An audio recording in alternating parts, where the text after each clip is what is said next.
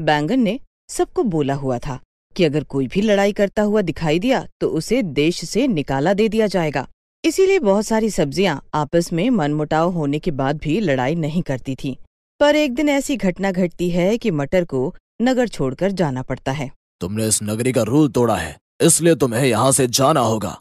मैं जानती हूँ, लेकिन आप यह भी तो देखें राजा महाराज कि भिंडी ने मेरे साथ लड़ाई शुरू की थी।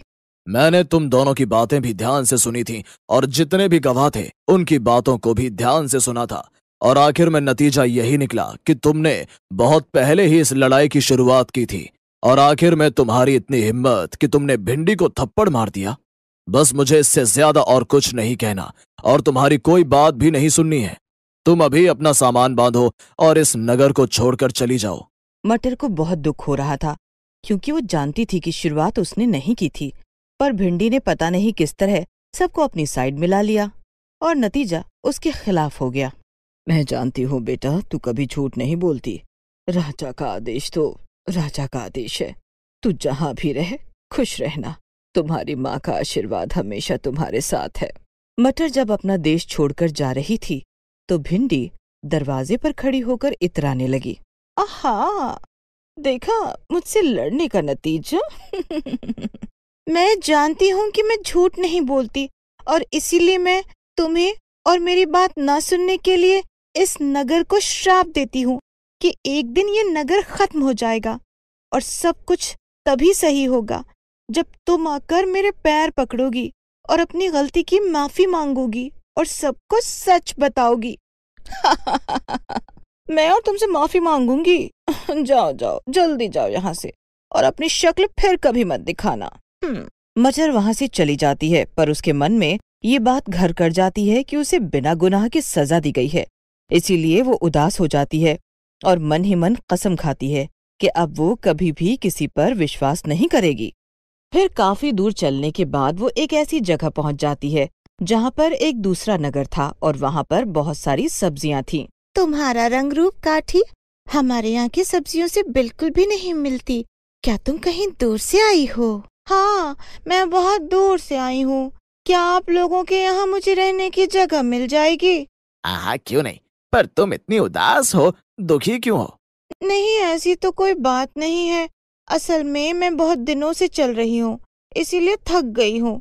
तुम्हारा ये नगर बिल्कुल अलग है, बहुत सुंदर है। यहाँ की सब्जियाँ भी सुंदर दिखाई दे रही हैं। मैं जान सकती हूँ ये कौन सा नगर है? तभी वहाँ पर चलता हुआ एक लाल गोल मटोल टमाटर आ जाता है। हाँ हाँ, क्यों नहीं, तुम हमारी मेहमान हो तो तुम्हें पता होना चाहिए कि तुम कहाँ आई हो। तुम्हें बता दूं, माय डियर, यह जादुई सब्जी की दुनिया है। वहाँ हर सब्जी जादू जानती है और हम लोग अपने जादू का इस्तेमाल हमेशा अच्छे कामों के लिए करते हैं। जानकर खुशी हुई। क्या मुझे एक घर मिल जाएगा रहने के लिए? मेरे पास तो ज्यादा पैसे भी नहीं हैं। डोंट वरी, मेरे पास 2 घर है, एक घर खाली पड़ा है, तुम उसमें रह सकती हो। मटर अपना सामान उठाने लगती है तो टमाटर उसे कहता है, तुम रहने दो, ये सामान जादू से तुम्हारे घर पहुंच जाएगा। टमाटर उसे एक सुंदर सा घर देता है। वो घर बहुत ही सुंदर था। उसे देखकर मटर को अच्छा लगा। जब तक तुम्हारा दिल करे तुम यहाँ पर रह सकती हो और किसी भी चीज की चिंता मत करना। यहाँ पर सब कुछ जादू से होता है। बस तुम मुझे बता देना और जो चीज तुम्हें चाहिए वह तुम्हें मिल जाएगी। और तुम इतनी उदास क्यों हो, खुश हो जाओ। तुम्हारा बहुत बहुत धन्यवाद। तुमने मुझे इतना प्यारा घर दिया। मैं अब थोड़ी देर अकेला रहना चाहती हूँ, अगर आप बुरा ना माने तो। नहीं, मैं बिल्कुल भी बुरा नहीं मानूंगा। तुम आराम करो, कुछ देर बाद यहाँ पर खाने का आयोजन है। नगर में सभी लोग मिलजुल कर खाना खाते हैं। नहीं, इसकी जरूरत नहीं है, मुझे बिल्कुल भी भूख नहीं है।